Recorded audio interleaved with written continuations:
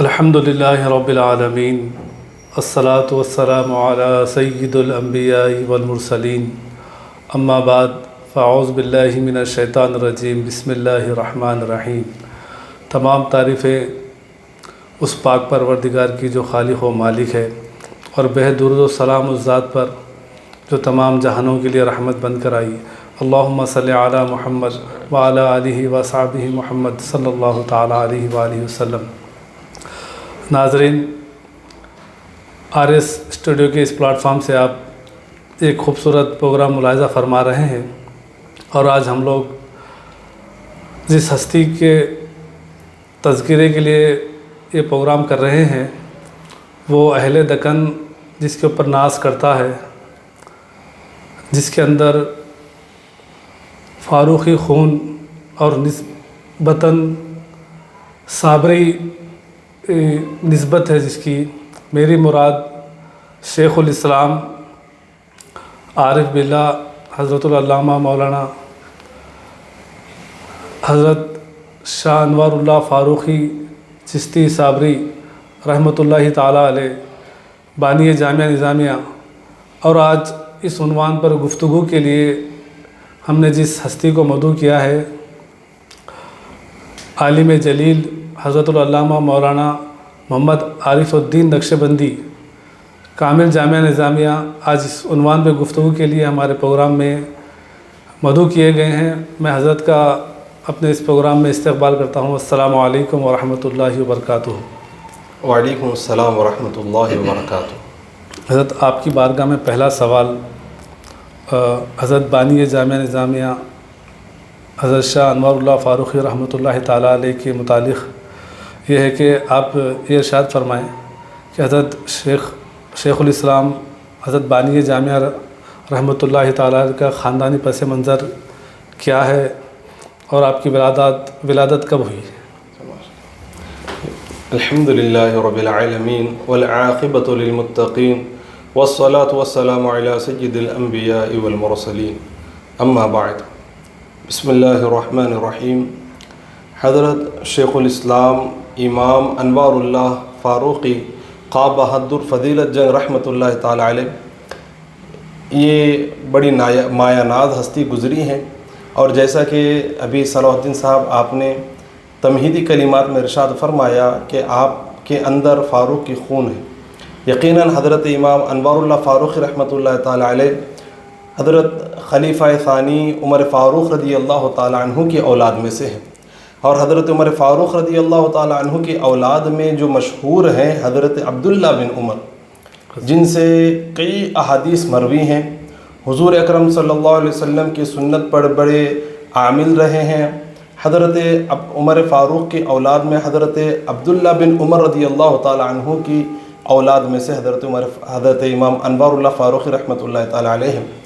اور یوں ہی اگر اس سلسلے کو آگے دیکھیں تو حضرت امام انوار اللہ فاروقی رحمۃ اللہ تعالی علیہ کی 29ویں پشت میں ایک بہت ہی بڑے بزرگ گزرے ہیں، حضرت شیخ شہاب الدین فرخ شاہ کابلی رحمۃ اللہ تعالی علیہ، جو کابل کے رہنے والے تھے، اور یہ حضرت فرخ شاہ کابلی رحمۃ اللہ تعالی علیہ وہ مایہ ناز ہستی ہیں جن کی اولاد میں حضرت بابا فرید الدین گنج شکر اور حضرت شیخ احمد سرہندی رحمۃ اللہ تعالی علیہما پیدا ہوئے ہیں۔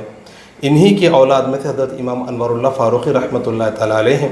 حضرت امام انوار اللہ فاروقی رحمۃ اللہ تعالی علیہ کے والد کا نام ابو محمد شجاع الدین رحمۃ اللہ تعالی علیہ ہے، اور آپ کا خاندان کیونکہ علمی خاندان تھا، آپ کے والد گرامی بھی منصف کی عہدے پر فائز تھے۔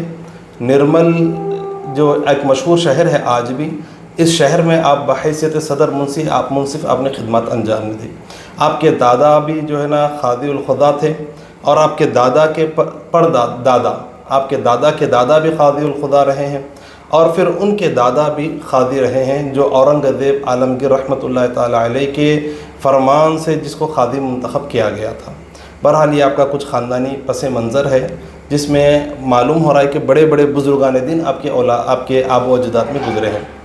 یوں ہی اگر دیکھا جائے تو حضرت رحمۃ اللہ تعالی علیہ کی ولادت کے متعلق بھی جیسے کہ ہم اکثر سنا کرتے ہیں کہ بزرگوں کی ولادت سے پہلے کچھ نہ کچھ آثار معلوم ہو جاتے ہیں، اسی طریقے سے حضرت رحمۃ اللہ تعالیٰ علیہ کی ولادت کے متعلق بھی چند واقعات بیان کیے جاتے ہیں۔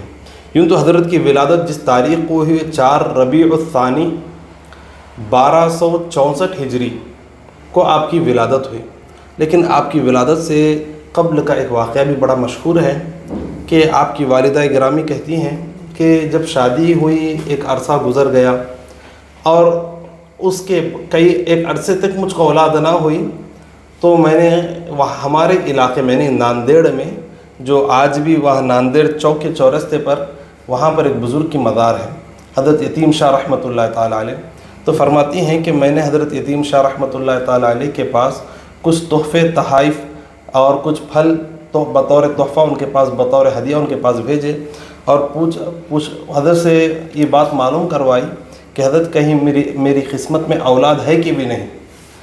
تو حضرت یتیم شاہ رحمۃ اللہ تعالیٰ علیہ فرمانے لگے، جب ان سے پوچھا گیا تو انہوں نے کہا کہ تمہارے نصیب میں، تمہاری قسمت میں اولاد ہے، اور اللہ تم کو ایک لڑکا عطا کرے گا جو بڑا عالم و فاضل ہوگا۔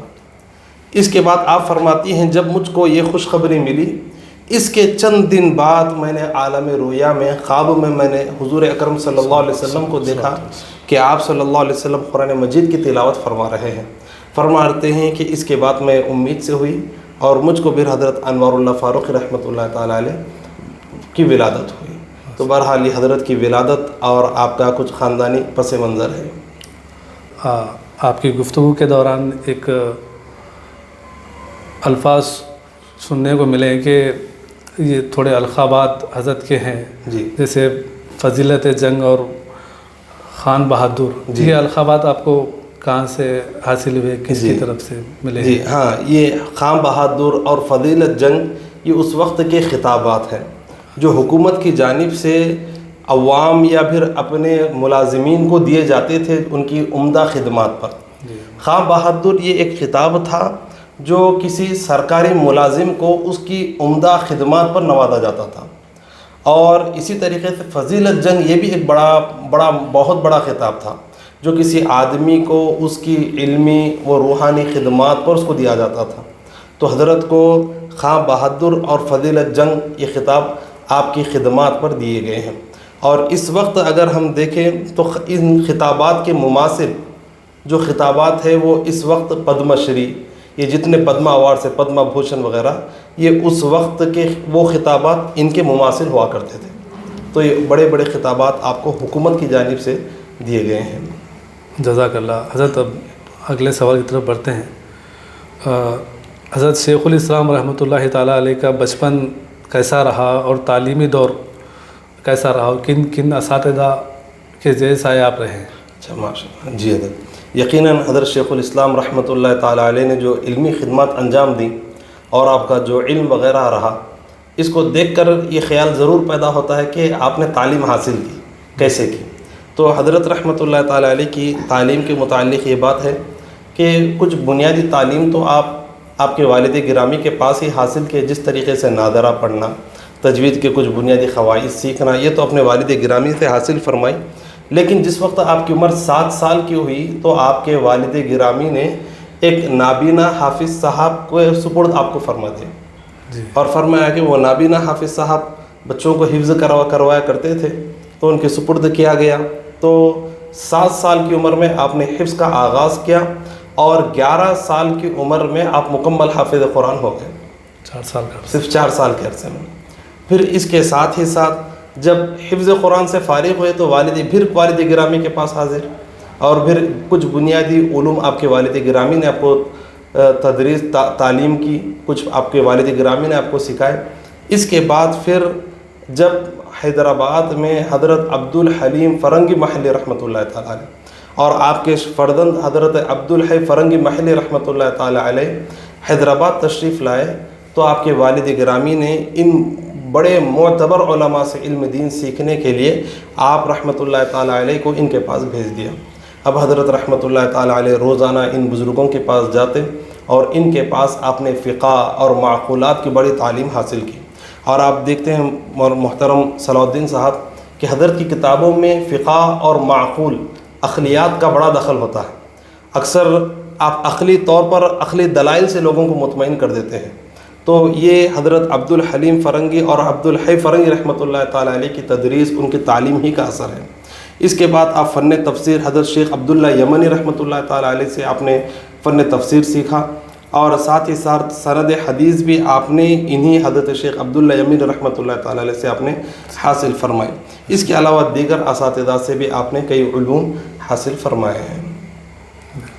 حضرت اگلا سوال آپ کی بارگاہ میں یہ عرض کرنا تھا، کیونکہ تعلیمی دور تو ہر زمانے میں رہا، جی کیونکہ آج بھی دینی تعلیم آج بھی حاصل کر رہے ہیں، لیکن حضرت بانی جامعہ رحمۃ اللہ تعالیٰ علیہ کا علم شوق کیسا تھا اور آپ کس طرح سے تعلیم حاصل فرماتے تھے؟ جی ماشاء اللہ. جی محترم صلاح الدین صاحب، آپ نے بڑا عمدہ سوال آپ نے فرمایا. اور حضرت کا شوق طالب علمی یہ بڑا مشہور ہے، اور کتابوں میں حضرت کا جو شوق علم تھا باضابطہ اس کو ذکر کیا گیا ہے. اتنا زیادہ آپ کو شوق تھا پڑھنے کا. حضرت رحمۃ اللہ تعالیٰ علیہ کی جو شوق علمی ہے، اس کے متعلق آیا ہے کہ جس وقت حضرت عبد الحلیم اور عبد الحی فرنگی رحمۃ اللہ تعالیٰ علیہ دکن تشریف لائے، تو حضرت رحمۃ اللہ تعالیٰ علیہ کا بانی جامعہ کا مکان استاذ کے مکان سے کافی دور پر تھا. جی. لیکن اس کے باوجود آپ رحمۃ اللہ تعالیٰ علیہ بلا ناغہ حضرت الاستاذ کے گھر پر جاتے تھے روزانہ. اور بتایا گیا کتابوں میں آیا ہے کہ کوئی بھی عارضہ پیش آئے، جیسے کہ بارش ہو جائے یا پھر کوئی بھی عارضہ پیش آ جائے، کچھ بھی آ جائے، لیکن اس کے باوجود آپ کبھی ناغہ نہیں کرتے تھے. یہ ناغہ نہیں کرنا یہ ایک بڑی خوبی ہے علم دین سیکھنے کے لیے، کسی بھی علوم کے لیے. کوئی بھی شخص اگر کسی بھی چیز میں کامیابی چاہتا ہے، مہارت چاہتا ہے، تو سب سے پہلی شرط ہے کہ اس کام کو کامیابی سے مسلسل اور پابندی سے کیجیے. اور حضور علیہ الصلوۃ والسلام ارشاد فرماتے ہیں، احب الاعمال الی اللہ ادومہ وان قل. سب سے اللہ کے نزدیک پسندیدہ عمل یہ ہے کہ بندہ جو کام کرے اگرچہ کہ چھوٹا ہی کیوں نہ ہو لیکن پابندی سے کرے. یہ کام اللہ کو بڑا پسند ہے. استقامت، جی برابر استقامت.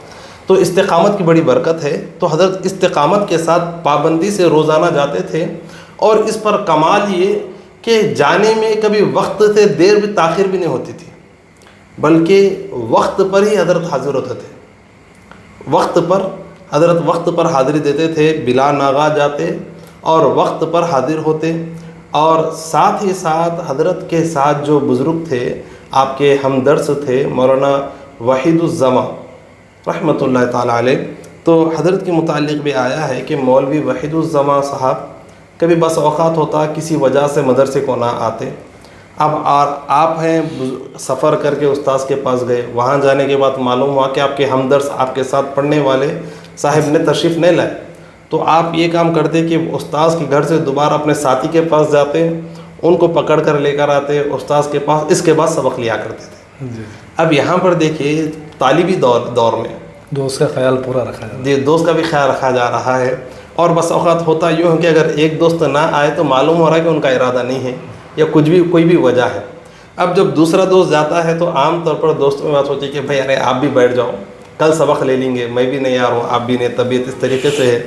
تو اس میں معلوم ہو رہا ہے کہ حضرت کا ارادہ کتنا زیادہ ہوتا اور شوق کیسا ہوتا کہ کبھی ناغہ تو دور کی بات ہے، اور ساتھ میں ساتھی کو بھی لے کے آ جاتے، ان کو بھی ناغہ کا نہیں کرنے دیتے تھے. تو اس حضرت کا علم دین سیکھنے میں عزم پختہ ارادہ بھی کیسا تھا. اسی لیے فرمایا جاتا ہے کہ حضرت عبد الحی فرنگی رحمۃ اللہ تعالیٰ علیہ نے اپنے ایک رسالے میں آپ کا ذکر بھی فرمایا، کہ فرماتے ہیں کہ میں ایک رسالہ لکھے ہیں آپ حضرت عبد الحی فرنگی رحمۃ اللہ تعالیٰ اس میں لکھتے ہیں کہ یہ رسالہ میں نے اس وقت لکھا جب ایک پابند شوقیلا لڑکا علم دین کا محمد انوار اللہ فاروقی رحمۃ اللہ تعالیٰ جس وقت میرے پاس پڑھنے آتے تھے، اس وقت میں نے رسالہ لکھا. استاذ خود آپ کے متعلق کہیں گے کہ باشوق لڑکا پڑھنے کے لیے آتے تھے انوار اللہ فاروقی، اس وقت میں نے کتاب لکھی ہے. اور یہاں پر دوسری بات ایک یہ بھی ہے کہ استاذ بھی آپ کے شوق کی قدر فرماتے، اور کبھی ایسا نہیں ہوا کہ آپ تشریف لائے ہوں اور استاذ نے بلا سبق کے آپ کو واپس کر دیا ہو کسی بھی مشغولیت میں. اگرچہ کتنا بھی وقت مشغول ہوتے، آخر میں کچھ وقت نکالتے، حضرت کو سبق دے کر سبق سن کر سبق دے کر ہی حضرت کو روانہ کرتے تھے. تو بہرحال یہ آپ رحمۃ اللہ تعالیٰ علیہ کا شوق علمی رہا ہے. جو طالبی دور میں بھی رہا، اور پھر آپ کا شوق یہ تا حیات انتقال تک باقی رہا، اور آپ کے کتب خانے میں آیا ہے کہ اتنی کتابیں رہا کرتی تھی کہ آپ کی بے شمار کتابوں پر اول سے آخر تک آپ نے کچھ نہ کچھ حاشیے لکھے ہوئے ہیں۔ تو ان کتابوں کو دیکھنے والوں نے اپنی کتابوں میں لکھا ہے کہ اس سے معلوم ہو رہا ہے کہ حضرت اول سے آخر کتابوں کو بڑی جو ہے نا ذوق و شوق سے پڑھتے تھے اور بڑی تفصیل کے ساتھ مطالعہ کرتے تھے۔ تو یہ آپ کا ذوق علمی رہا ہے۔ ماشاء اللہ۔ حضرت اگلا سوال آپ کی بارگاہ میں ہے کہ حضرت بانی جامعہ رحمۃ اللہ تعالیٰ علیہ کیا ملازمت بھی فرمائی آپ نے یہ، اور اس کے علاوہ شادی بیاہ کا آپ کا کیا کس سن میں ہوئی؟ جی یقیناً یہ تعلیم کے بعد عموماً ہمارے پاس جو کلچر ہے کہ تعلیم کے بعد پھر ملازمت کے ساتھ جو ہے نا شادی بیاہ کے معاملات ہوتے ہیں۔ تو یہ آپ رحمۃ اللہ تعالیٰ علیہ کی زندگی میں بھی رہے ہیں، لیکن اس وقت کا ماحول تھا تو آپ کی شادی 18 سال کی عمر میں تھی۔ جی، تعلیم سے آپ نے فراغت حاصل کی، 18 سال کی عمر میں آپ کی شادی ہوئی، ملازمت سے پہلے شادی ہو گئی، اور 21 سال کی عمر میں آپ نے ملازمت کا آغاز فرمایا۔ 21 سال کی عمر میں آپ نے ملازمت کا آغاز فرمایا، اور محکمہ مال گزاری میں، یعنی جہاں پر آج کے حساب سے اگر یہ کر لے تو انکم ٹیکس یہ ہم مان سکتے ہیں، یا پھر کسی بھی ایک فائنینشیل ادارے میں آپ نے کام کیا، اور 1.5 سال تک آپ نے کام کیا۔ 1.5 سال کے بعد آپ نے وہاں پر استعفیٰ دے کر آپ نے اس نوکری کو خیر بات کہہ دیا۔ حضرت یہ ارشاد فرمائی، جیسے کہ آپ نے فرمایا کہ حضرت نے 21 سال کی عمر میں نوکری ملازمت پہ فائز ہوئے، جی، اس کے بعد جیسے کہ پہلے سے ہی اب شادی تھی، پھر بچوں کو اخراجات وغیرہ، پھر 1.5 سال کی عمر میں ہی 1.5 سال کے عرصے میں ہی آپ نے استعفیٰ کیوں دیا؟ جی ہاں بالکل، یہ بڑی غور کرنے کی بات ہے کہ 18 سال کی عمر میں شادی، پھر 21 سال کی عمر میں نوکری کا آغاز، پھر 1.5 سال میں استعفیٰ۔ حالانکہ شادی بیاہ کے بعد تو اور زیادہ اس کی ضرورت ہوتی ہے۔ یقیناً یہ سوال غور کرنے والی بات ہی ہے۔ اصل اس کی وجہ یہ ہوئی کیونکہ جیسے کہ آپ نے بھی سماعت فرمایا، حضرت جو ہے نا محکمہ مال گزاری میں کام کیا کرتے تھے، اور آپ کا کام تھا جو بھی فائل آپ کے پاس آئی ہو اس کا خلاصہ لکھنا آپ کا کام تھا۔ تو جو کچھ فائل ہوتی حکومت کی جانب سے، حکومت کا مال کہاں خرچ ہو رہا ہے، کہاں سے آ رہا ہے، کہاں جا رہا ہے، یہ سب کچھ فائل تیار ہو جاتی، بس اس کا خلاصہ لکھنا آپ کا کام تھا۔ تو ایک مرتبہ آپ کے پاس ایک فائل آئی جس میں سودی لین دین کے متعلق کچھ لکھا ہوا تھا، تو آپ نے اس سودی لین دین کا خلاصہ کرنے سے انکار کیا، اور آپ وہاں سے مستعفی ہو گئے۔ آپ نے استعفیٰ دے دیا اور کہا کہ یہ سودی معاملہ ہے، سود کیونکہ اسلام میں حرام ہے، لہذا اس میں ملوث ہونا، اس کا لکھنا، اس کا لینا دینا، یہ سب کچھ گناہ، تو لہذا میں یہ کام نہیں کروں گا، یہ کہتے ہوئے آپ نے استعفیٰ دے دیا۔ اب استعفیٰ دینے پر ہوا بھی یوں کہ جو اعلیٰ افسر تھے وہ آئے اور آ کر کہنے لگے کہ حضرت آپ جو ہے نا استعفیٰ مت دیجیے، آئندہ اس قسم کی کوئی فائل آپ کے پاس نہیں آئیں گے۔ تو آپ کہنے لگے کہ دیکھیے جب تک آپ ہے ہو سکتا ہے کہ آپ رعایت کریں، آپ اس چیز کا لحاظ رکھیں، لیکن آپ کے بعد آنے والے کون اس کا لحاظ رکھیں گا؟ اور رہی بات نوکری کی، تو نوکری ہے، جو کام دے وہ کرنا پڑے گا۔ تو لہٰذا بات کے بات پیش آتے رہے اور بات میں انکار کرتا رہا، مناسب نہیں ہے، لہٰذا اسی لیے آپ نے فوری استعفیٰ دے کر آپ مستعفی ہو گئے۔ اب یہاں پر دیکھیے توکل علی اللہ بھی کیسا ہے کہ نوکری کو چھوڑ رہے ہیں صرف اللہ کی نافرمانی سے بچنے کے لیے، صرف اللہ کی نافرمانی سے بچنے کے لیے، اور ایسی نوکری کہ اس کے اندر کچھ نہ کچھ گنجائش نکالی جا سکتی تھی کہ ہم خود تو سود نہیں لیے ہیں، ہم خود تو دیے نہیں ہیں، اور نوکری ہے تو ایک وقت کر رہے ہیں اور روزانہ تو نہیں کیا جا سکتے، اس قسم کے کئی ہیلے بہانے کیے جا سکتے تھے، لیکن محض اللہ کے خوف سے آپ نے اس نوکری کو خیر بات کہہ دیا، پھر اس کے بعد درس و تدریس میں ہی آپ لگے رہے، اور بس اوقات اس کے بعد بھی آپ کو جو ہے نا مال کی تنگی کے اسباب بھی پیش آئے، مال کی تنگی بھی ہوئی، اور لیکن ان تمام مصائب کو آپ برداشت کرتے رہے، پھر اللہ تعالیٰ نے آپ کو یوں نوازا کہ جس کا شمار ہی نہیں کیا جا سکتا۔ جیسے کہ اللہ نے فرمایا وَمَن يَتَّقِ اللَّهَ يَجْعَلْ لَهُ مَخْرَجًا، جو اللہ سے ڈرتا ہے تو اللہ اس کے لیے نکلنے کے راستے بھی بنا دیتا ہے۔ تو آپ اللہ سے ڈر کر آپ نے بس اس نوکری کو خیر بات کہہ دیا، تو اللہ نے بعد میں آپ کو اتنا نوازا کہ شاید وہ نوکری اگر آپ سال بھر بھی وہ نوکری زندگی بھر بھی نوکری کرتے تو شاید وہ آپ کو حاصل نہ ہوتا تھا. تو اللہ نے آپ کو عزت بھی ویسی عطا فرمائی, ویسا مال بھی آپ کو عطا فرمایا آگے چل کر.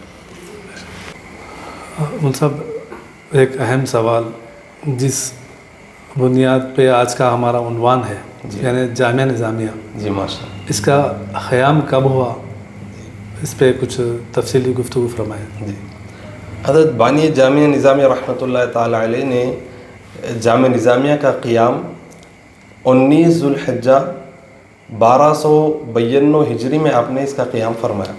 اور اس کی اسباب بھی یوں بنے کہ آپ کے چند ساتھی جنہوں نے خیال کیا کہ آپ رحمۃ اللہ تعالی علیہ کو تصنیف و تالیف تدریس سے بڑا شوق ہے آپ کو, تو ان تمام ساتھیوں نے مل کر یہ مشورہ کیا کہ دیکھو انوار اللہ فاروقی رحمۃ اللہ تعالی علیہ کو تدریس و تعلیم سے بڑا ذوق و شوق ہے, اور یہ اگر اسی چیز میں رہے تو قوم و ملک کو بڑا فائدہ حاصل ہو سکتا ہے, ملت کو بڑا فائدہ پہنچ سکتا ہے. لہذا تمام ساتھیوں کے مشورے پر آپ رحمۃ اللہ تعالی علیہ نے جامعہ نظامیہ کا بنیاد ڈالی 1292 ہجری میں. 19 ذوالحجہ کو آپ نے اس کی بنیاد رکھی. جی حضرت یہ ارشاد فرمائیے کہ حضرت بانی جامعہ رحمۃ اللہ تعالی علیہ کے زندگی میں پابندی شریعت یعنی نماز, روزہ, حج وغیرہ کی کتنی اہمیت تھی اور اس پہ وہ کتنے پابند تھے؟ جی ماشاء اللہ, جی بالکل, کیونکہ حضرت بانی جامعہ نظامیہ رحمۃ اللہ تعالی علیہ کوئی عام عالم شخصیت نہیں بلکہ بڑے روحانی مقتدا بھی ہیں, اور بے شمار لوگ آپ کے ہاتھ پر بیعت بھی کرے ہیں اور آپ کے ہاتھ پہ سلوک بھی طے کرائے ہیں. لہذا جو آپ نے پوچھا کہ حضرت کی روحانی یا آپ کی شریعت کی پابندی کیسی تھی آپ کی زندگی میں, تو آپ کے متعلق آپ کی شریعت کی جو پابندی رہی اس کے متعلق آپ کے شاگرد رشید جو آپ کے خلیفہ بھی ہیں, مرید بھی ہیں, شاگرد بھی ہے, مفتی رکن الدین رحمۃ اللہ تعالی علیہ جو جامعہ نظامیہ کے سب سے پہلے مفتی بھی ہیں, وہ اپنی کتاب مطلع انوار میں لکھتے ہیں کہ حضرت رحمۃ اللہ تعالی علیہ کی صحبت میں 28 سال تک میں نے رہا ہوں. جی مفتی رکن الدین رحمۃ اللہ تعالی فرماتے ہیں کہ 28 سال میں حضرت شیخ الاسلام کی صحبت میں رہا. ان 28 سال میں کبھی شریعت کی خلاف ورزی ہوتے ہوئے میں نے نہیں دیکھا, اور فرماتے ہیں ساتھ ہی ساتھ ان 28 سال میں کبھی کوئی نماز قضا ہوتے میں نے نہیں دیکھی. 28 سال میں اب اندازہ لگائیے کہ حضرت کی کس طریقے سے پابندی تھی اور استقامت کیسی کہ 28 سال میں کوئی نماز ہی قضا نہ ہو. اب اس کے بعد پھر آگے خود اپنی کتاب مطلع انوار میں فرماتے ہیں یہ تو عام زندگی کے حالات ہیں, ہو سکتا ہے, لیکن حضرت کے انتقال سے کچھ قبل جب آپ مرض الموت میں مبتلا ہوئے اس وقت, اور غشی کا عالم طاری تھا, اس وقت آپ کا اٹھنا بیٹھنا بھی مشکل ہو گیا تھا, تو اس وقت بھی آپ رحمۃ اللہ تعالی علیہ تیمم کر لیٹے لیٹے ہی نماز پڑھتے تھے. اور ساتھ ہی ساتھ پھر اور تھوڑا آگے چلے نماز کی پابندی کے متعلق, تو اس میں یہ بات بھی آپ فرماتے ہیں کہ حالت غشی میں, بے ہوشی کی حالت میں انتقال سے کچھ قبل جب آپ پر بے ہوشی طاری ہو رہی تھی وقتاً فوقتاً, تو اس بے ہوشی کے عالم میں جو نمازیں چھوٹ جاتی, ہوش آنے کے بعد آپ ان نمازوں کی بھی قضا کر لیا کرتے تھے. اور بتایا گیا آپ کو جو نا پیٹھ میں سرطان ہوا تھا, بڑا سا پھوڑا وغیرہ, تو جس کی وجہ سے جس کی تکلیف کی بنا پر آپ لیٹ بھی نہیں سکتے تھے, لیکن نماز کے وقت آپ اس تکلیف کو برداشت کر لیتے, لیٹ کر یوں ہی نماز پڑھتے تھے. اور جب آپ کے موت کا وقت بالکل قریب ہو گیا, یعنی چند لمحات ہی باقی ہیں, تو اس وقت نہ ہی گفتگو کرنے کی آپ کے اندر طاقت تھی اور نہ ہی کچھ ہاتھوں سے اشارہ تیمم وغیرہ کرنے کی. تو بتایا جاتا ہے کہ حضرت مفتی رکن الدین رحمۃ اللہ تعالی علیہ فرماتے ہیں کہ میں جب حضرت کے اس وقت گیا تو سانس بھی کافی بڑی ہوئی تھی. میں حضرت کے پاس حاضر ہوا تو حضرت جو ہے نا ایک ہی طرف دیکھ رہے ہیں, پھر کچھ دیر کے اپنی نظروں کو جھکا رہے ہیں. میں نے پوچھا کہ حضرت میں نے وہاں لوگوں سے مشورہ پوچھا, سوال کیا کہ یہ کیفیت کب سے ہے, تو لوگوں نے بتایا کہ بہت دیر سے حضرت اسی کیفیت میں ہے, اور اس وقت حضرت اپنی آنکھوں سے نماز ادا فرما رہے تھے. اس قدر آپ کی زندگی میں نماز کی پابندی رہی ہے. اور اگر رہی بات روزوں کا ہم دیکھ لیں, اچھا یہاں پر نمازوں کے پاس دیکھیے محترم صلاح الدین صاحب قبلہ, یہ ہیں حضرت فاروق اعظم عمر فاروق رحمۃ اللہ تعالی علیہ کے شہزادے ہیں. نماز کی اتنی پابندی ہے تو حضرت عمر فاروق کا وہ قول بھی یاد آ رہا ہے کہ انتقال سے قبل جب حضرت عمر فاروق رضی اللہ تعالیٰ عنہ پر حملہ ہوا تھا اور آپ اس حملے میں بے ہوش ہو گئے تھے، جو ہی ہوش آیا تو آپ نے پہلے کہا کہ کیا نماز کا وقت ہے، اور آپ نے فوری نماز ادا فرمائی. آپ نے اس زخم کا بھی لحاظ نہیں کیا. اور جب انتقال سے قبل آپ نے لوگوں کو جو تلقینات فرمائی تھی اس میں سے نماز کی پابندی کا بھی اپنے حکم دیا تھا. تو یہی خون کا اثر یہ حضرت کے اندر بھی نظر آ رہا ہے. جو حضرت عمر فاروق کے اندر خون کا جو نماز کی جو پابندی تھی وہی یہاں حضرت کی زندگی میں بھی نظر آ رہی ہے. اب اس کے بعد تھوڑا سلسلہ اگر ہم تھوڑا آگے چلے تو روزے کی پابندی بھی دیکھتے ہیں. تو رمضان کے روزوں کے علاوہ، سنت روزوں کے علاوہ، ایام بیز وغیرہ کے روزوں کے علاوہ آپ پیر اور جمعرات کا بھی روزہ رکھا کرتے تھے، ایام متبرکہ کے بھی روزے رکھا کرتے تھے، کثرت سے روزے رکھا کرتے تھے. اور اس کی وجہ بھی یہ تھی کہ خیر نماز بس اوقات انسان کو دیگر کاموں سے روک کر رکھ دیتی ہے، کیونکہ جب ہم نماز پڑھ رہے ہیں تو اس وقت ہم دوسرا کوئی کام نہیں کر سکتے، توجہ کو بھی اللہ تبارک و تعالیٰ کی طرف ہی لگا کے رکھنی ہے. لیکن روزہ ایسی عبادت ہے کہ آپ اس عبادت کو کرتے ہوئے ساتھ میں کوئی بھی کام کر سکتے ہیں. تو حضرت کثرت سے روزے رکھا کرتے تھے اور فرمایا کرتے تھے کہ روزہ ایسی عبادت ہے جو ہم کو تعلیم سیکھنے سکھانے سے بھی نہیں روکتی، مطالعے سے نہیں روکتی. تو لہذا کثرت سے روزے رکھا کرتے تھے. اور آخری وقت میں تو آپ کے روزوں کا یہ معمول ہو گیا کہ آپ صوم داؤدی رکھتے تھے. آپ جانتے ہیں کہ صوم داؤدی کیا ہے، کہ ایک دن روزہ رکھنا اور اگلے دن افطار کر لینا، یعنی روزہ نہیں رکھنا، پھر ایک دن روزہ رکھنا، پھر اگلے دن روزہ نہیں رکھنا. اور آپ فرماتے بھی تھے کہ لگاتار روزے رکھنا نفس پر آسان ہے، کیونکہ اس کو انسان کے جسم کو ایک عادت سی ہو جاتی ہے لگاتار روزے رکھتے رکھتے. لیکن صوم داؤدی بڑا مشکل ہے کہ ایک دن روزہ رکھو، ایک دن بھوکے پیاسے رکھو، نفس کو پھر ایک دن کھلاؤ، پھر ایک دن بھوکے پیاسے رکھو، ایک دن نفس کو کھلاؤ. تو اس میں اندر نفس کو بڑی مشقت ہوتی ہے. تو لہذا آخری عمر میں آپ کثرت سے صوم داؤدی ہی رکھا کرتے تھے. اور رہی بات زکوٰۃ حج وغیرہ کی، تو آپ کے اوپر زندگی میں کبھی زکوٰۃ فرض ہی نہیں ہوئی. یہ بڑی تعجب کی اتنا مال تھا ہی نہیں. جی یہ بڑی تعجب کی بات ہے کہ حضرت کے پاس پھر اتنا زیادہ مال ہوا کیونکہ سلاطین کے استاذ ہیں اور بڑی عہدے پر جو ہے نا بڑے اپنے وقت کے ریلیجیس افیئر کے منسٹر بھی ہیں، صدور رہے ہیں. اتنا مال ہوتا تھا لیکن حضرت کے پاس کبھی اس کو جمع کے نہیں رکھتے تھے. اور مال پہ کیونکہ زکوٰۃ سال گزرنے پر مال پر فرض ہوتی ہے نصاب پر، لیکن حضرت کے پاس جو مال ہوتا تھا وہ مہینہ بھر بھی اپنے پاس نہیں رکھتے تھے. اس کو اللہ کی راہ میں اس کے بندوں پر خرچ کرتے تھے یا پھر علمی کاموں پر خرچ کرتے تھے. اور جس وقت آپ نے جامعہ نظامیہ کی بنیاد رکھی اور اس کے بعد جامعہ نظامیہ ترقی کرتا رہا تو کئی سال تو آپ اپنے ذاتی سارا کا سارا تقریباً مال جامعہ نظامیہ پہ ہی آپ خرچ کرتے رہتے تھے. اور رہی بات حج کی تو تقریباً 3 مرتبہ آپ نے اپنی زندگی میں حج فرمائے ہیں. جزاک اللہ خیر. حضرت یہ ارشاد فرمائیے، کیونکہ حضرت کے تصانیف میں ایک کتاب آتی ہے انوار احمدی، سنا ہے وہ مدینہ پاک میں لکھے ہیں. جی بے شک. اور اتنے بڑے عاشق رسول ہیں، پھر واپس ہندوستان آنے کے اسباب کیا تھے اور وجہ کیا تھی، کیا بنی یہ جو واپس آنا پڑا ہندوستان کو؟ جی ہاں، یقیناً ایک عاشق رسول کے لیے مدینے سے واپس آنا اور مقام حجاز سے واپس آنا بڑا مشکل ہوتا ہے. اور یقیناً حضرت انوار احمدی کو حضرت نے مدینے کے قیام کے دوران ہی آپ نے اس کی تصنیف فرمائی. اس کے واپسی کے اور آپ کے حج کی تفصیلات یوں ہیں کہ آپ کے والد گرامی کا 1288 ہجری میں انتقال ہوا. تو انتقال کے تقریباً 4 سال بعد، جس وقت آپ کی عمر 28 سال تھی، 28 سال کی عمر میں آپ نے پہلا حج فرمایا اور حج کے لیے تشریف لے گئے. تو وہاں پر حضرت حاجی امداد اللہ مہاجر مکی رحمۃ اللہ تعالیٰ علیہ کے ہاتھ پر آپ نے بیعت کی اور آپ سے آپ کو خلافت بھی نصیب ہوئی بلا طلب.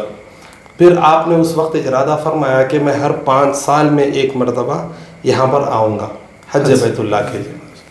پھر یہ تو پہلا حج ہو گیا. پھر اس کے بعد 1301 ہجری میں آپ نے دوسرا حج فرمایا اور اس وقت آپ آصف جاہی سلاطین کے استاذ بن چکے تھے. پہلے حج کے بعد اگلے سال ہی آپ آصف جاہی سلاطین کے استاذ کے لیے آپ کا تقرر ہو گیا. اب جب دوسرا حج آپ فرما رہے ہیں، آصف جاہی سلاطین کے استاذ ہیں اور آپ دوسرے حج کے لیے تشریف لائے، تو وہاں پر مدینے کی جب حاضری ہوئی، حضور اکرم صلی اللہ علیہ وسلم کے روضے کی زیارت کے بعد کئی دن آپ وہاں پر قیام کیے.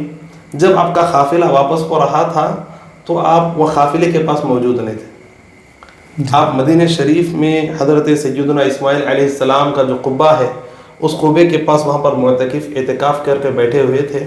تو آپ کے ایک ساتھی تھے، وہ آپ کو تلاش کر رہے ہیں کہ قافلہ نکل رہا ہے، لیکن آپ ہے کہ قافلے میں نظر نہیں آتے، تو آپ کی تلاش میں نکلے اور الگ الگ مقامات پر تلاش کیا. اس کے بعد جب گنبد خضرا کے قریب پہنچے تو وہاں پر حضرت سیدنا اسماعیل علیہ السلام کا جو قبہ، اس وقت قبے بنے ہوئے تھے، آج بھی دیکھتے ہیں چھوٹے چھوٹے قبے بنے ہوئے تھے، تو اس قبے کے نیچے آپ معتکف ہیں وہاں پر بیٹھے ہوئے. تو آپ کے ساتھی وہاں پر حاضر ہوئے اور کہنے لگے کہ حضرت چلیے قافلہ روانہ ہو رہا ہے، چلیے ہم بھی قافلے کے ساتھ روانہ ہوتے ہیں. تو آپ فرماتے ہیں کہ نہیں، ابھی میرا دل گوارا نہیں کر رہا کہ حضور علیہ السلام کے روضے سے دور جاؤں، میں تو چاہتا ہوں کہ یہیں پر رہ جاؤں. اب آپ کے ساتھی بڑا آپ کے ساتھ اصرار کرنے لگے، بڑا سمجھایا بجھایا. تو اس کے بعد آپ رحمۃ اللہ تعالیٰ علیہ آپ کے ساتھی کی بات کو مانے اور آپ اٹھ کر جب چلے تو آپ کے ساتھی فرماتے ہیں کہ ہمارے پہنچنے تک قافلہ تقریباً کافی دور نکل چکا تھا. پھر ایک تیز رفتار سواری پر سوار ہو کر ہم اس قافلے سے تقریباً 5 کوس دور کا سفر طے کر کے جا کے اس قافلے سے ملے. یہ آپ کے دوسرے قیام کے وقت کی بات ہے. جب آپ کا تیسرا قیام ہوا تقریباً 1305 ہجری میں، تیسری مرتبہ حج کے لیے تشریف لے گئے. تو اس تیسری مرتبہ حج کے دوران آپ نے 3 سال وہاں پر قیام فرما مدینے میں، اور اسی وقت آپ نے انوار احمدی بھی لکھی. اور اس وقت جو تیسرے سال یہ جو واقعات پیش آئے بڑے مشہور واقعات ہیں. تو سب سے پہلی بات تو حضرت کے واپسی کا ذکر کرنے سے پہلے حضرت جب وہاں پر تشریف لے گئے تو اب آپ نے پکا ارادہ فرما لیا تھا کہ اب مجھ کو واپس نہیں ہونا ہے، بس یہیں پر رہنا ہے. تو اس وقت پھر آپ رحمۃ اللہ تعالیٰ علیہ وہیں پر قیام کیے، اور آپ کو سرکار کی جانب سے وہیں پر آپ کو تنخواہ بھی مل رہی تھی، وہاں سے آپ کا کام جاری تھا. تو اس کے بعد آپ رحمۃ اللہ تعالیٰ علیہ وہاں پر جو مال آپ کو پہنچتا تھا وہ اہل مدینہ میں آپ خرچ کر دیا کرتے تھے، اور جس کو جو کچھ ضرورت ہوتی تو وہاں پر لوگوں کو پیش کر دیتے تھے. تو اس طریقے سے اہل مدینہ میں آپ بڑے مشہور ہو گئے تھے، لوگ آپ سے محبت کرنے والے بھی تھے، اور آپ کی شخصیت کے متعلق لوگ جو ہے نا جاننے لگ گئے تھے. اس وقت ہوا یوں کہ آپ رحمۃ اللہ تعالیٰ علیہ کے بہن کچھ علیل ہوئیں اور وہ اسی عدالت میں انتقال کر گئیں ہندوستان، مدینے میں. اور اسی وقت پھر آپ کو بھی بخار ہوا، اور آپ کی بھی کمزوری اور عدالت اس قدر بڑھ گئی کہ آپ کے لیے اٹھنا بیٹھنا بھی مشکل ہو گیا تھا، اور آپ کے ساتھ ساتھ آپ کے فرزند بھی بیمار ہو گئے تھے. تو اس وقت جو اطباء تھے، طبیب حضرات، ڈاکٹرز، ان لوگوں نے دونوں کو، باپ بیٹے کو ایک جگہ کیا تاکہ اس علاج میں سہولت بھی ہو جائے، اور دونوں کا علاج چلتا رہا. لیکن آپ کے فرزند جس کا نام عبد القدوس تھا اور 11 سال کی عمر تھی، آپ کی طبیعت دن بدن ابتر اور خراب ہوتی رہی، یہاں تک کہ آپ کے صاحبزادے انتقال فرما گئے. اب صاحبزادے کے انتقال کے بعد اب لوگ آئے اور ان کی تدفین کے معاملات شروع ہوئے. جس وقت تدفین ہو رہی تھی تو تدفین ہو گئی، تقریباً قبرستان پہ میت کو پہنچایا گیا تدفین کے لیے. تو حضرت رحمۃ اللہ تعالیٰ اپنے ساتھیوں سے کہہ رہے ہیں کہ مجھ کو بھی قبرستان لے چلو. لوگ کہہ رہے ہیں کہ نہیں حضرت، آپ کی طبیعت بڑی نازک ہے، اور آپ کو بھی اتنا حرکت کرانا یہ لیے آپ کے اور زیادہ آپ کی صحت کے لیے خراب ہو سکتا ہے، لہذا آپ کو نہیں جانا ہی مناسب ہے. لیکن آپ زیادہ اصرار کیے تو لوگ آپ کو لے کر حاضر ہوئے. تو آپ وہاں جانے کے بعد اب آپ سوچئے 11 سال کے بیٹے کا جنازہ سامنے ہو تو باپ کی کیا کیفیت ہو سکتی ہے، ہم تصور بھی نہیں کرتے تھے اس بات کو. اب وہاں پر بیٹے کا جنازہ خبر میت کو خبر میں دفنایا جا رہا ہے، اور اب ہم یہ سوچتے ہیں کہ شاید حضرت بھی رو رہے تھے ہوں گے بیٹے کی جدائی میں، غم میں، لیکن اب حضرت یہ عاشق رسول ہے. اب سوچئے اب بیٹے کے پاس جا رہے ہیں، کان میں فرما رہے ہیں کہ بیٹا جب رسول اللہ صلی اللہ علیہ وسلم آپ کی خبر میں تشریف لائے تو اس وقت اپنے والد کا سلام حضور کی بارگاہ میں عرض کرنا. یہ کہہ کر حضرت رحمۃ اللہ تعالیٰ وہاں سے واپس آ گئے، اور وہاں پر آپ نے کوئی ایک آنسو تک نہیں بہایا، اور اللہ کی رضا پر راضی ہو کر خاموشی کے ساتھ آپ وہاں سے واپس آ گئے. بہرحال اس طریقے سے آپ کے مدینے کا ایک کچھ قیام بھی گزرا. اسی دوران آپ انوار احمدی جو مشہور کتاب ہے وہیں پر آپ نے لکھی، اور وہیں پر آپ کو عالم رویا میں پھر واپسی کا حکم بھی ہوا. اور لیکن اس وقت بھی آپ جانے کے لیے تیار نہیں تھے، آپ کی طبیعت دن بدن خراب ہو رہی تھی. تو اس وقت قاضی محمد شریف رحمۃ اللہ تعالیٰ علیہ وہ آپ شریف الدین قاضی شریف الدین رحمۃ اللہ تعالیٰ علیہ آپ کے پاس آئے، اصرار کرنے لگے کہ حضرت آپ کی طبیعت بڑی مدینے میں ذرا خراب ہو رہی ہے، تو لہذا اگر کچھ فضا بدلے، کچھ مقام بدلے تو ہو سکتا ہے اس کے اندر کچھ درستگی ہوں گی، کچھ طبیعت میں جو ہے نا افاقہ ہوگا۔ اصرار کرنے لگے تو حضرت تیار نہیں ہوئے۔ جب لیکن ان کا اصرار بڑھنے لگا تو آپ نے کہا کہ دیکھو اگر مدینے والے میرے کو جاؤ بول کے وہ تو میں چلے جاؤں گا۔ پھر وہاں سے حکم ہوا جی نہیں، مدینے والے اہل مدینہ شہر کے لوگ مجھ کو اگر اجازت دے جانے کی تو میں چلا جاؤں گا۔ تو وہ گئے اور اہل مدینہ کو راضی کیے کہ حضرت کی طبیعت کے لیے جانا مناسب ہے، لہذا تمام اگر وہاں پر حضرت کو کہیے کہ آپ یہاں پر تشریف لے جائیں۔ تو اب حضرت کے پاس جو ہے نا کچھ مشائخ اس وقت کے علماء حاضر ہوئے اور کہنے لگے کہ حضرت آپ کے لیے مدینہ چھوڑ کر کچھ دن کے لیے باہر جانا ہے، آپ کے لیے مناسب ہے، طبیعت کے لیے، طبیعت کے لیے، آپ کی طبیعت کے لیے، آپ کی طبیعت کی صحت کے لیے جانا مناسب ہے۔ تو آپ رحمۃ اللہ تعالیٰ علیہ وہاں پر خاموش ہو گئے۔ اس کے بعد فرمانے لگے کہ میں استخارہ کر لوں گا، اگر جانے کی اجازت ہو تو اب جاؤں گا۔ اب دیکھیے معلوم ہو رہا ہے کہ حضرت اپنے لیے ہر آپشن دیکھ رہے ہیں، جی جانے کے لیے تیار نہیں ہے مدینہ چھوڑنے کے لیے۔ تو آپ دیکھتے ہیں کہ عالم رومیہ آپ نے استخارہ کیا، جس رات آپ نے استخارہ کیا اسی رات آپ کو خواب میں آپ دیکھ رہے ہیں کہ ایک لڑکا کتاب کھول کر بیٹھا ہوا ہے اور آپ کے والد گرامی فرما رہے ہیں کہ جاؤ جا کے بچے کو پڑھو، جا کر بچے کو پڑھاؤ وہاں سے۔ تو آپ سمجھ گئے کہ یہ اشارہ جانے کا ہے، تو لہذا آپ وہاں سے اس کے بعد پھر آپ نے ایک اور دوسرا بھی آپ نے ہیلا فرمایا۔ آپ نے کہا کہ دیکھو میں بیماری کی حالت میں ہوں، لہذا اگر میری جانے کی سہولت ہو جائے، یعنی جس میں آرام بھی کر سکوں، ایسا کچھ تخت میسر ہو جائے تو میں جانے کے لیے تیار ہوں۔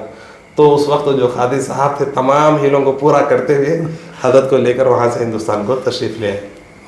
1308 ہجری میں آپ ہندوستان تشریف لائے۔ پھر یہاں پر جامعہ نظامیہ کی جو بنیاد رکھی گئی تھی اوائل دور میں، پھر اس میں اور مضبوطی لائی گئی، بعد اب تب منظم طریقے سے یہاں پر علم ادارہ کا آغاز ہو گیا۔ حضرت یہ ارشاد فرمائیے، کیونکہ آج کے دور میں کسی لیڈر کے پاس جانے کے لیے کسی بڑے آدمی سے لنک ہونا ضروری ہے، جی تو حضرت شیخ الاسلام رحمۃ اللہ تعالیٰ علیہ آصف جاہی سلاطین کے لڑکوں کو کیسے تعلیم حاصل کرتے تھے، کیسا آپ کا تقرر ہوا ہے؟ جی بے شک صحیح۔ جی یقیناً کسی بادشاہ کا استاذ بننا یہ عام بات نہیں ہوتی، اور جیسا بادشاہ عوام کا بادشاہ ہوتا ہے تو اس کا استاذ بھی استادوں کا بادشاہ ہونا چاہیے۔ اصل اس کا سبب یوں ہوا کہ میر محبوب علی بادشاہ، جن کے نام پر ہمارا ضلع محبوب نگر بھی انہی کے نام پر ہے، تو میر محبوب علی بادشاہ آصف جاہی سلطنت کے 6ویں بادشاہ گزرے ہیں۔ ان کے استاد سے مولانا محمد زمان خان شہید رحمۃ اللہ تعالیٰ علیہ، مولانا محمد زمان خان شہید رحمۃ اللہ تعالیٰ علیہ کی جس وقت شہادت ہوئی، تو آپ کی شہادت کے بعد آپ کے بھائی میر محبوب علی بادشاہ کے استاذ کی حیثیت سے ان کا تقرر ہوا۔ اب وہ بادشاہ کو تعلیم بھی دے رہے تھے، لیکن ان کے ذمے حکومت کی بھی چند ذمہ داریاں تھیں، تو کما حق ہو ان کو محسوس ہوا کہ میں کما حق ہو بادشاہ کی تعلیم کا انتظام نہیں کر سک رہا، تو انہوں نے یہ خیال کیا کہ اس وقت ہمارے علاقے میں بادشاہ کی تعلیم کے لیے متقی، پرہیزگار اور علمی لیاقت سے بہت زیادہ استطاعت رکھنے والے وہ ہیں تو ہے انوار اللہ فاروق رحمۃ اللہ تعالیٰ علیہ۔ تو لہٰذا آپ نے وہاں پر اس وقت جو بھی بہرحال معاملات تھے بادشاہ کے تقرر کے، جس طریقے سے معاملات ہو سکتے تھے، وہ تمام معاملات آپ نے حضرت کے نام سے مکمل کر لی، اور حضرت کو ان چیزوں کی خبر بھی نہیں ہوئی، حضرت کے سامنے ذکر بھی نہیں کیا کہ آپ کا تقرر ہو رہا ہے، اور حضرت سے اجازت بھی نہیں لی گئی۔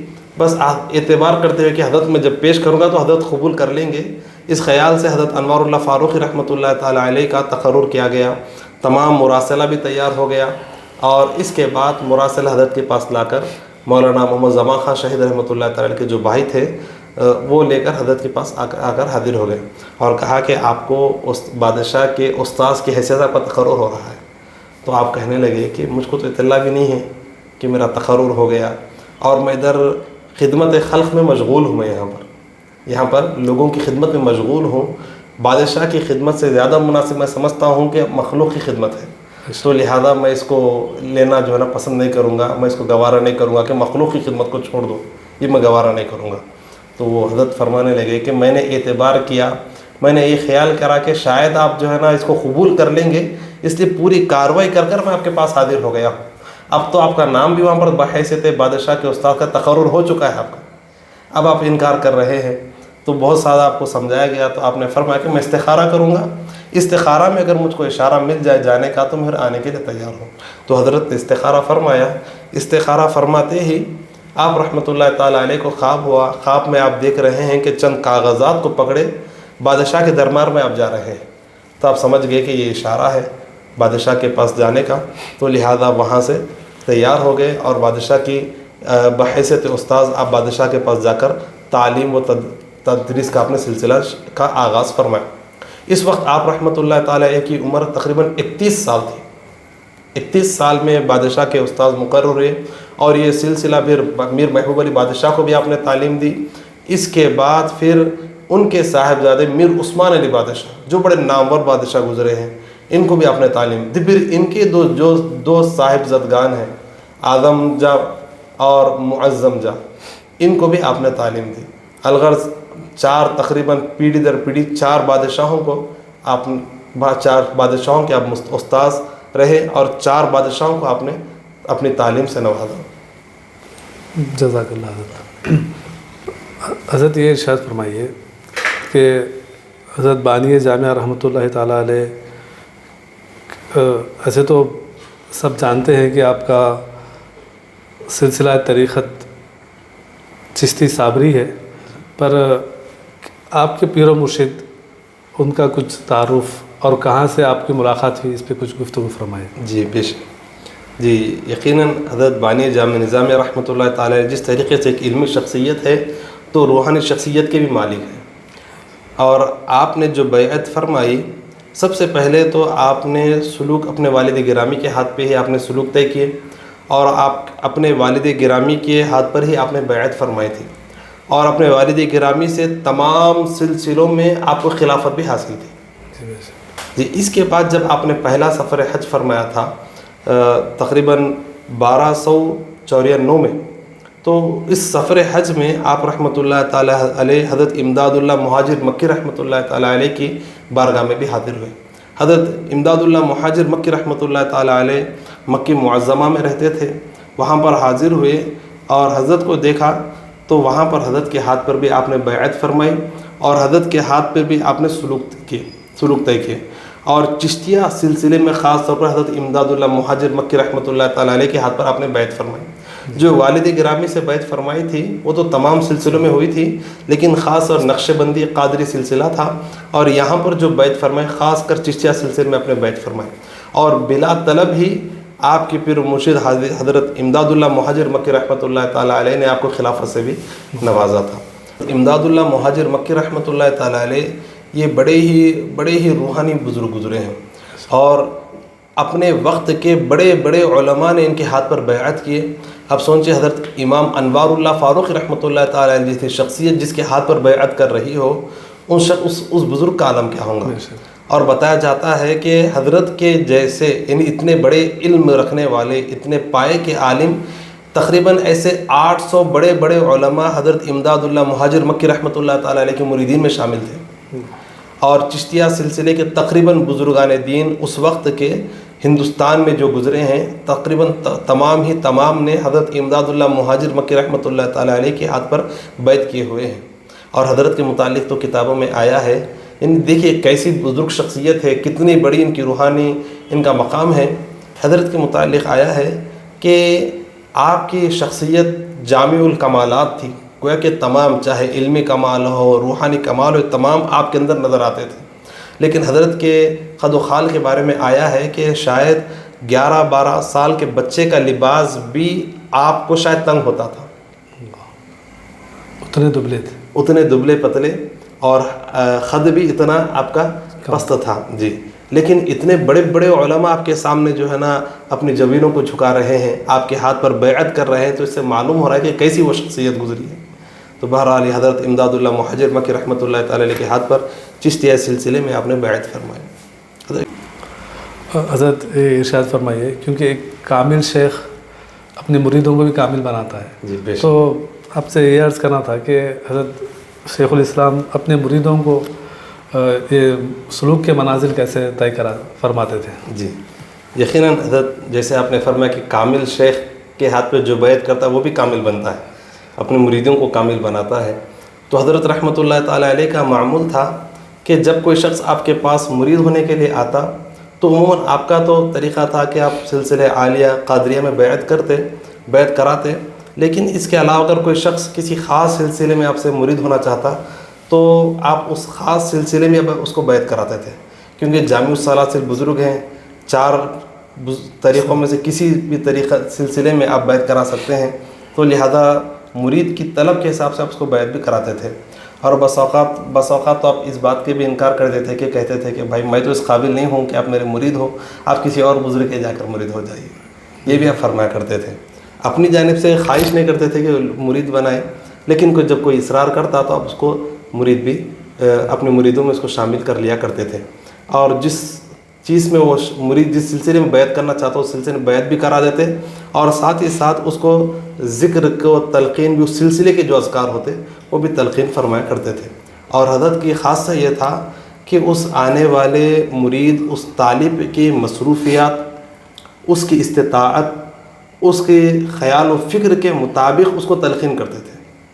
اور تو اور جب آپ کوئی عالم دین آپ کے پاس آتا، ذی علم شخص آپ کے پاس آتا اور عرض کرتا کہ حضرت میں آپ کی میں مرید ہونا چاہتا ہوں، یا پھر مجھ کو جو ہے نا کچھ ذکر و اذکار مجھ کو تلقین فرمائیے، تو آپ فرماتے تھے کہ میاں اس میں مصروف ہونے کی کوئی ضرورت نہیں ہے، آپ کو کیونکہ آپ عالم آدمی ہیں تو لہٰذا آپ کو جو نا ذکر و اذکار میں مشغول ہونے کی ضرورت نہیں ہے، بلکہ آپ جو علم دین سیکھے ہیں اس کو دوسروں کو سکھائیے، علم دین کی اشاعت کیجیے، کلمے کو بلند کیجیے، اسی میں آپ کے لیے بڑے بڑے روحانی منازل رکھے ہوئے ہیں۔ اور فرماتے مفتی رکن الدین رحمۃ اللہ تعالیٰ علیہ، جنہوں نے آپ کے سوانے پر سب سے پہلی کتاب مطلع انوار لکھی، تو آپ فرماتے ہیں کہ اکثر میں نے حضرت سے عرض کیا کہ حضرت کچھ ذکر و اذکار کی مجھ کو تلقین کیجیے، تو اکثر فرماتے تھے کہ میاں میں بھی جو ہے نا پہلے بڑے ذکر و اذکار کیا کرتا تھا، لیکن جب علم دین میں وقت گزارتا گیا تو میں نے اس بات کو جانا کہ علم دین سیکھنے سکھانے سے جو خدا کا قرب حاصل ہو سکتا ہے وہ دیگر ذکر و اذکار میں حاصل نہیں ہوتا۔ اور فرماتے تھے کہ تمام ذکر و اذکار اور عبادت کا جو اصل مقصد ہے وہ مقصد خدا کا قرب حاصل کرنا ہے، خدا کا قرب حاصل کرنا، یہ تمام عبادات ذکر و اذکار کے مقصد ہے، لہذا تم اس کام میں لگ جاؤ، اس کام کے ذریعے بہت جلد خدا کا قرب حاصل ہوتا ہے۔ لہذا آپ اکثر اپنے ذی علم اشخاص کو، جو آپ کے مریدین علماء ہیں، ذی علم ہیں، ان کو تعلیم و تعلم میں ہی مصروف رہنے کا حکم ارشاد فرمایا کرتے تھے۔ حضرت یہ اگلا سوال آپ کی بارگاہ میں ہے کہ حضرت شیخ الاسلام رحمۃ اللہ تعالیٰ علیہ کا مقام ولایت کیا تھا جی اور کیا ہے؟ جی یقیناً حضرت شیخ الاسلام رحمۃ اللہ تعالیٰ علیہ کا مقام ولایت دیکھنا یہ کسی بھی بزرگ کے باطنی مدارج کو کوئی جان تو نہیں سکتے، اس بات کا کسی کو قطع علم تو حاصل نہیں ہو سکتا، لیکن البتہ مفتی رکن الدین رحمۃ اللہ تعالیٰ علیہ اپنی کتاب مطلع انوار میں فرماتے ہیں کہ حضرت کی ایک مریدہ تھی جن کا نام نجیبہ بیگم صاحبہ تھا، اور ان کو حضرت سے کچھ رشتہ داری بھی تھی، تو یہ حضرت فرمایا کرتے تھے کہ نجیبہ بیگم صاحبہ کے جو ان کے جو کشف ہوتے ہیں وہ اکثر سچ ہوا کرتے تھے، وہ کسی بات کا اگر کشف کر دے تو اکثر سچ ہوا کرتی تھی۔ حضرت بھی اس بات کو اکثر مفتی رکن الدین صاحب رحمۃ اللہ تعالیٰ علیہ کے سامنے ذکر کیا کرتے تھے۔ تو فرماتے ہیں کہ میں نے جب اس حضرت کی وفات کے بعد میں نے خیال کیا کہ حضرت کا مقام کیا ہے، کچھ جانا جائے، تو فرماتے ہیں کہ میں نجیبہ بیگم صاحبہ کے پاس گیا اور کہا کہ آپ مراقبہ کیجئے، اور مراقبہ میں دیکھیے کہ حضرت اس وقت کیا مقام ہے حضرت کا، حضرت کی مریدہ کے پاس کا یہ مقام ہے تو حضرت کا ماشاءاللہ۔ جی ماشاء اللہ، بڑا لطیف نقطہ آپ نے ارشاد فرمایا ہے کہ اگر حضرت کی مریدہ کا یہ مقام ہے تو حضرت کا کیا مقام ہے، یقیناً بے شک۔ تو بہرحال آپ فرماتے ہیں کہ میں جب نجیبہ بیگم صاحبہ کے پاس گیا کہ کہا کہ آپ مراقبہ کیجئے، حضرت کا مقام دیکھیے تاکہ میں اس کو کچھ اپنی کتاب میں اس کو لکھ سکوں، تو کہتے ہیں کہ میں نے جب ان سے کہا تو انہوں نے مراقبہ کیا۔ اس کے بعد کہتی ہیں کہ میں نے اکثر حضرت کے مقامات کو دیکھنے کے لیے میں نے مراقبہ کیا، تو میں نے جب کبھی مراقبے میں حضرت کو دیکھا تو میں نے حضور علیہ الصلوۃ والسلام کی بارگاہ میں آپ کو دیکھا، میں نے اور یوں دیکھا کہ حضرت کے دونوں آبرو کے درمیان سے ایک نور نکل رہا ہے اور آسمان تک وہ نور اٹھا ہوا ہے، بلند ہے، اور فرماتے ہیں کہ حضرت کی حالت بالکل بے خودی کی حالت میں آپ ہیں اور بالکل بے خود ہو کر حضور کے روضے کے سامنے آپ بیٹھے ہوئے ہیں۔ فرماتے ہیں یہ مراقبے میں نے دیکھا۔ اس کے بعد نجیبہ بیگم صاحبہ فرماتی ہیں یہ تو حضرت کے بعد وفات کا حالت رہی ہے، لیکن حضرت کی حیات میں بھی فرماتی میں نے کچھ عجیب سے حالات دیکھے. ابھی جو نجیبہ بیگم صاحبہ تھی ان کا معمول تھا کہ حضرت شیخ الاسلام رحمۃ اللہ تعالیٰ علیہ کیونکہ اپنے مریدین کی تربیت کے لیے اور ان کی ارشاد کرنے کے لیے کتاب جو ہے نا فتوحات مکیہ، شیخ ابن العربی رحمۃ جی شیخ ابن العربی رحمۃ اللہ تعالی کتاب فتوحات مکیہ کا آپ درس دیا کرتے تھے. بعد عشاء سے درس چلتا تو رات 12 بجے تک یہ درس کا تسلسل چلتے رہتا تھا. تو نجیبہ بیگم صاحبہ بھی بازو ایک کمرے میں بیٹھ کر استفادے کے لیے وہاں پر بیٹھا کرتی تھی. آپ فرماتی ہیں کہ کئی مرتبہ میں نے حضور غوث پاک رحمۃ اللہ تعالیٰ علیہ کو حضرت کی مجلس میں آتے ہوئے دیکھا. سبحان اللہ. واہ واہ. اور فرماتی ہیں کہ میں نے دیکھا کہ حضور غوث پاک رحمۃ اللہ تعالیٰ علیہ کبھی یوں ہی کھڑے رہتے اور کبھی درس میں بیٹھ جاتے. اور فرماتی ہیں دیکھنا یہ مقصد یہ ہوتا کہ درس انداز کیا تھا، درس کا انداز تعلیم، انداز درس کیا حضرت کا، یہ دیکھنا مقصد ہوتا. تو وہ آتے دیکھتے جیسے کوئی استاذ آ رہا ہے، کوئی شاگرد پڑھا رہا ہے تو کوئی استاذ آئے دیکھے کیسا پڑھا رہا ہے، جیسے ایک معنی میں نگرانی فرمانا. جی بالکل نگرانی فرمانا. تو بالکل اس انداز میں حضور غوث پاک آتے، کبھی کھڑے رہتے اور کبھی بیٹھ بھی جاتے، بیٹھ کر ملاحظہ فرماتے. اور تو حضرت فرماتی ہیں نجیبہ بیگم صاحبہ رحمۃ اللہ تعالیٰ علیہ فرماتی ہیں کہ ایک مرتبہ مجھ کو یوں بھی کشف ہوا کہ میں نے دیکھا کہ بازو کمرے میں حضور علیہ الصلوۃ والسلام جلوہ افروز ہیں.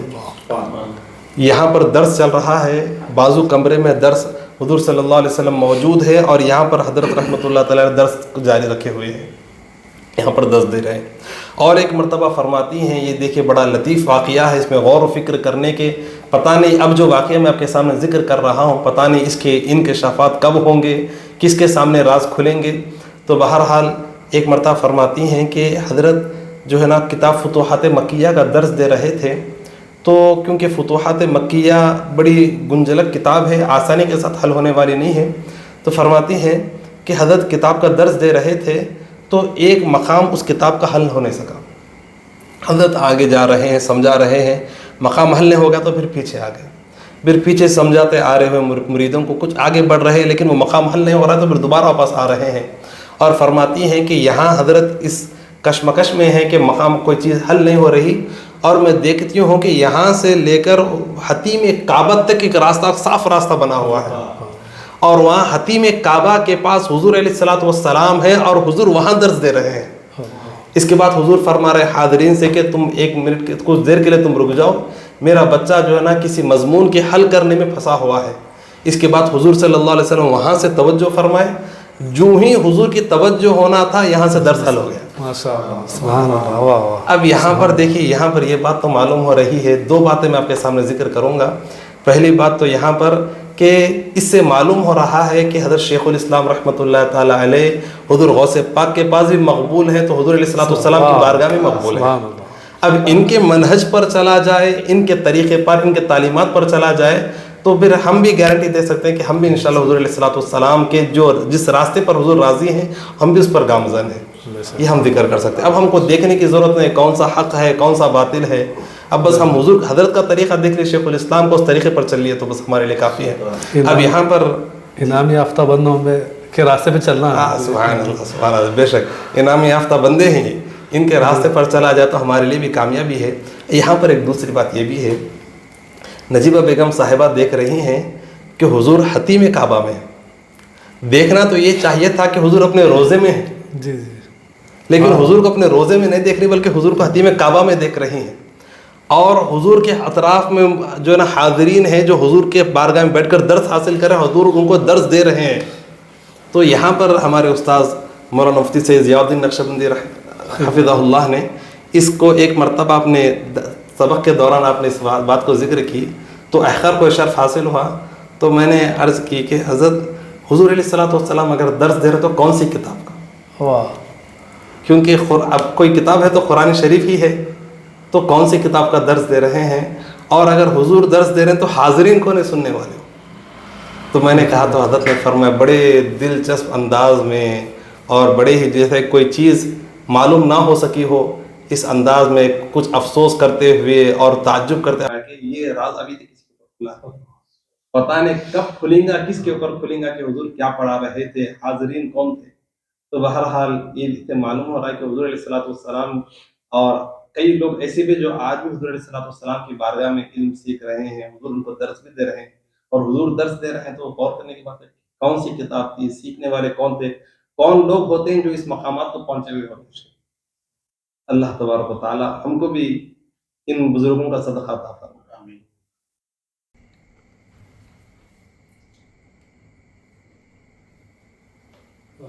حضرت آپ کے بارے میں اگلا سوال یہ ہے, کیونکہ آپ نے ابتدائی مرحلے میں آپ نے یہ فرمایا تھا کہ حضرت کے استاد کو بھی آپ کے اوپر فخر تھا.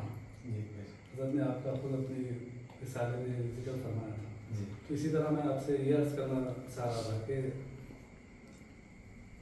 ایسے استاد کے, ایسے شاگرد کے, ایسے کون سے شاگرد ہیں جو مشہور ہے؟ جی ہم لوگ ایک نام سنتے ہیں جو مشہور ہے, ہندوستان جن کی حدیث کو مانتا ہے. جی میری مراد محدث حضرت عبداللہ شاہ صاحب رحمۃ اللہ تعالیٰ علیہ, ایک تو مشہور ہم جانتے ہیں. اس کے علاوہ علامہ ابراہیم ادیب رضوی رحمۃ اللہ تعالیٰ علیہ, یہ بھی مشہور ہم نے سنا ہے. اس کے علاوہ دیگر اگر کوئی ہے جو ہمارے علم میں ہے یا نہیں ہے تو آپ ان کو ہستیوں کا تذکرہ فرمائیں.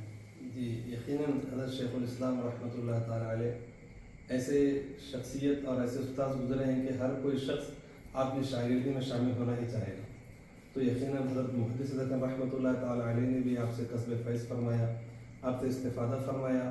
حضرت محدث رحمۃ اللہ تعالیٰ علیہ کے علاوہ بے شمار شخصیات آپ کے سامنے ذانو تلمس طے کی ہے, جن میں سے مشہور اگر ذکر کیا جائے تو میر محبوب علی بادشاہ, عثمان علی بادشاہ, پھر ان کے دو صاحبزادگان اعظم علی اعظم جاہ اور معظم جاہ, یہ تمام حضرت کے شاگردی میں سے.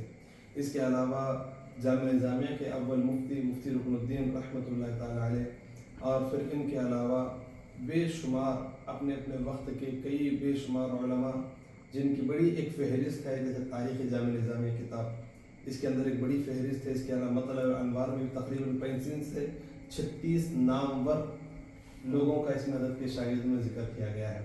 اس کے علاوہ حضرت خواجہ بندہ نواز گیس دراز رحمۃ اللہ تعالیٰ علیہ کے اس وقت کے جو سجادہ تھے وہ بھی حضرت کی بارگاہ میں حاضر ہوئے. کئی سال تک حضرت کی بارگاہ میں انہوں نے علم دین سیکھا.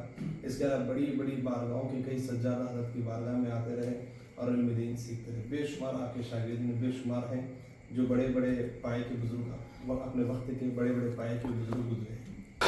حضرت یہ ارشاد فرمائیے کہ حضرت شیخ الاسلام رحمۃ اللہ تعالیٰ علیہ نے کتنے تصانیف تحریر فرمائے اور اس میں مشہور جی کوئی ہے تو تذکرہ فرمائیں. جی حضرت رحمۃ اللہ تعالیٰ علیہ کی تصانیف بے شمار ہے. ایک 15 کی تعداد ہم کو ملتی ہے, لیکن ان 15 کتابوں میں بعض کتابیں ایسی ہیں جو اس کو کئی حصوں پر مشتمل ہے.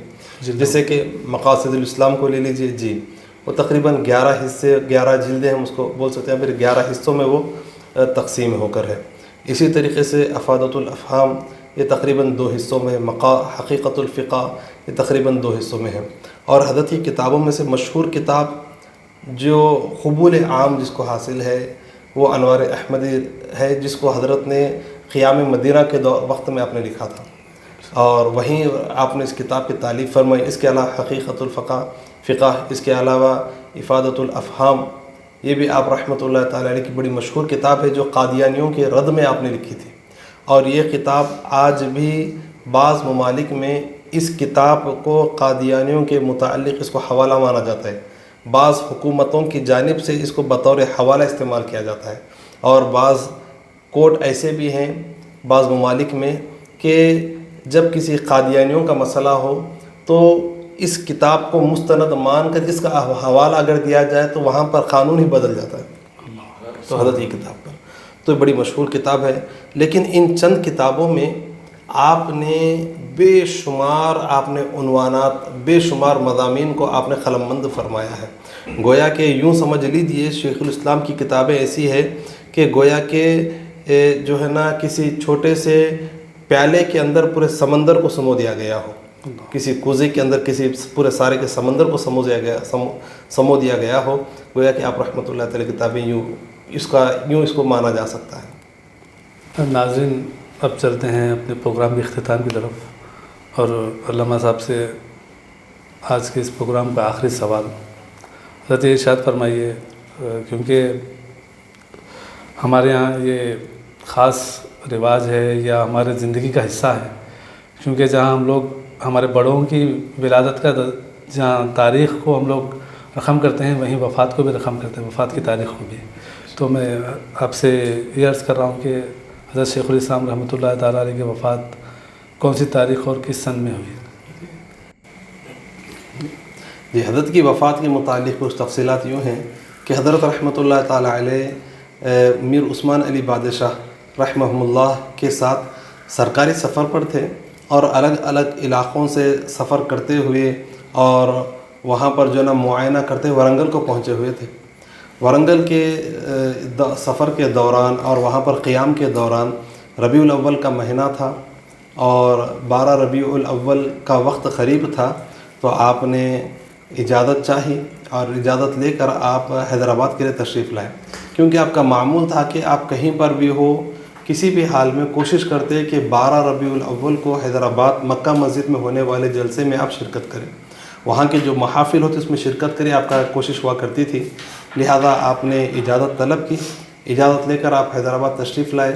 اس کے بعد جب حیدرآباد میں وہ محفل ہو گئی اور آپ کے پاس جو فاتحہ وغیرہ ہوتی تھی آپ کے مکان پر، تو وہ تمام معاملات بھی مکمل ہو گئے. جب یہ تمام چیزیں مکمل ہو گئی اور تاریخ مقررہ بھی کے بعد آپ جب روانہ ہونا تھا تب حیدرآباد سے دوبارہ ورنگل کی طرف تشریف لے جا رہے تھے، کیونکہ بادشاہ وہاں پر تھے، آپ کا انتظار تھا.